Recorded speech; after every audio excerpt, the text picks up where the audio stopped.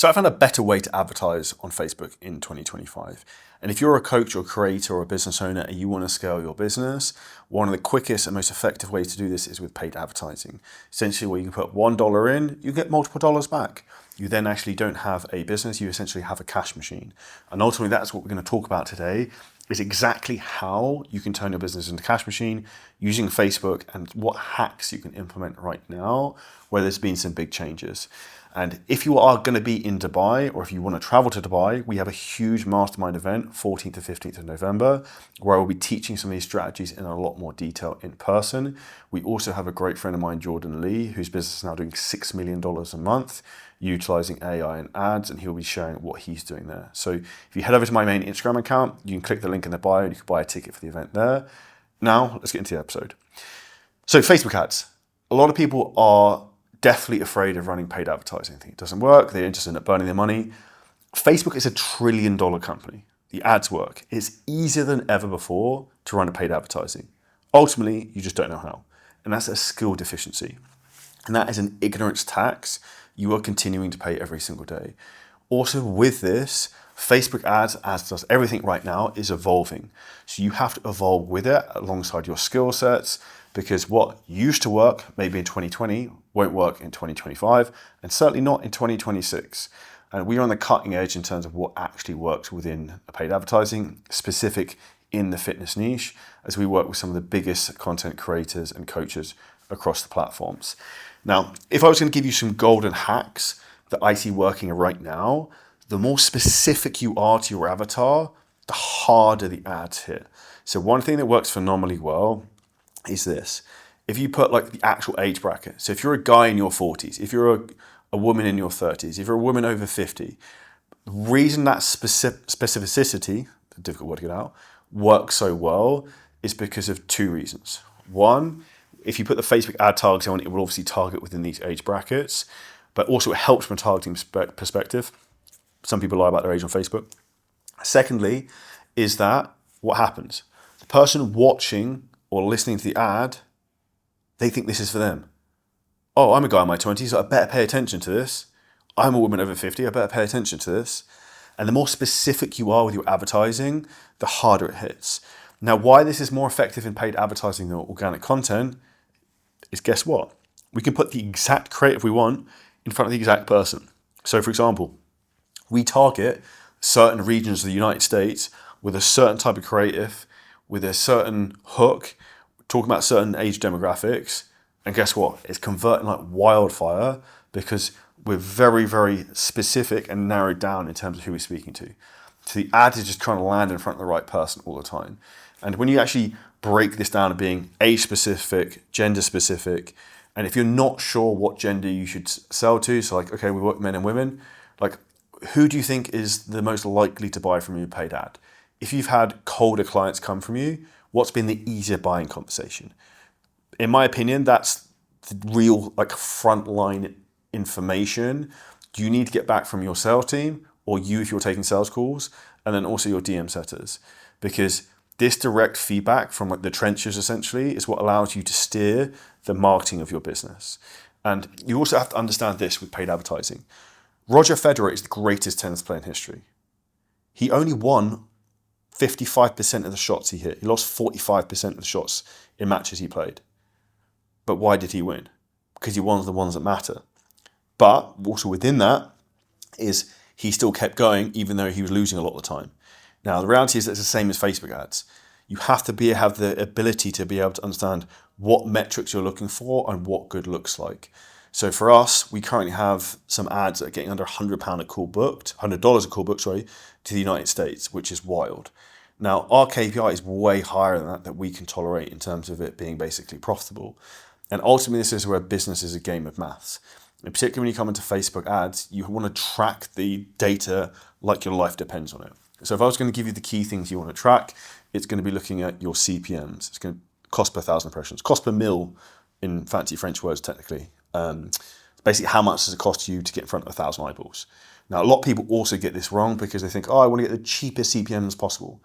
What happens is you then get in front of the cheapest, shittest people in society who are not going to buy what you want.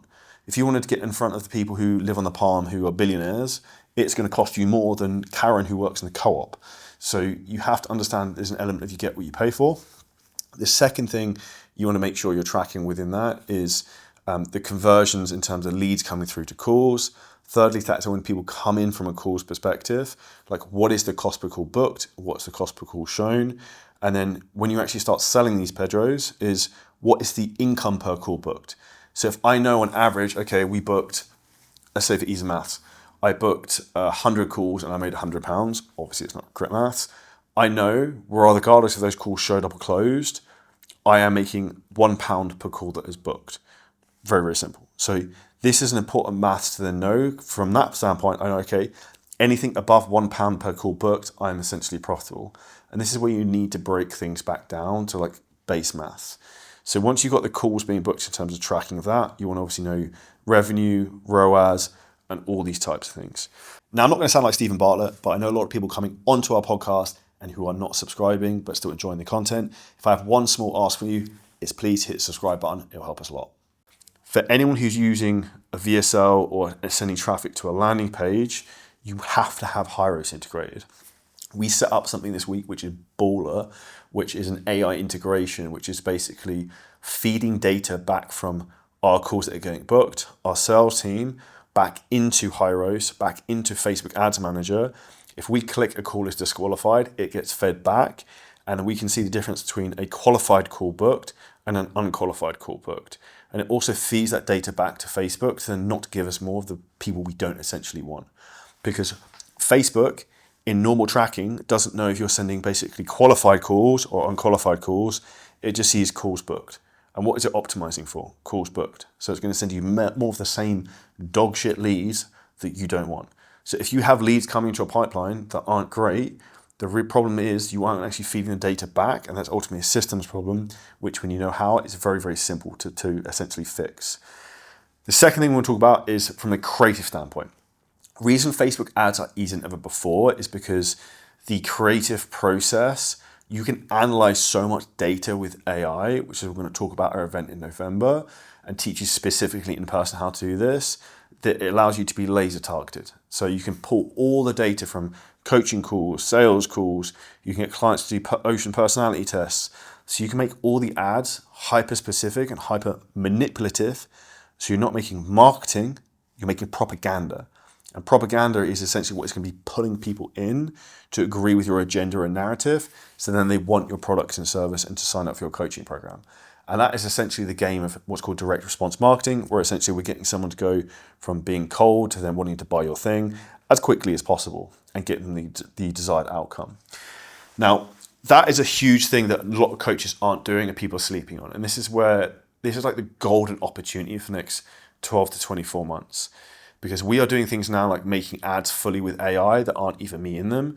And the ability to pump out this type of advertising is wild, but you just have to understand the creative and the type of content that is going to resonate with your audience, that's going to connect with them on multi different levels. And that's where you also want to try different types of creative. So maybe not just video ads, but something that works really well is actually kind of really ugly ads. So like we use a lot of stuff that's like a black background, white text, very, very like pop stands out on your feed, but you just have to get the copy that sells. It needs to be short, concise, easy to understand. And when you have got copy and hooks and reels for ads or whatever, something is very good to do is to get that copy, run it through AI and ask it to redo it at third grade English level. Because the biggest thing you want is it to be simple for anyone to understand. You don't want something to be overly complicated because the human brain will kind of switch off. The second thing you also want to think about, particularly if you're selling fitness programs, is you don't want to look like a broke bodybuilder. You don't want to be there in your gasp baggy t-shirt or like look like you've robbed Gymshark. If you want to target, say, for example, affluent entrepreneurs, you want to kind of dress like them because they will resonate with that naturally.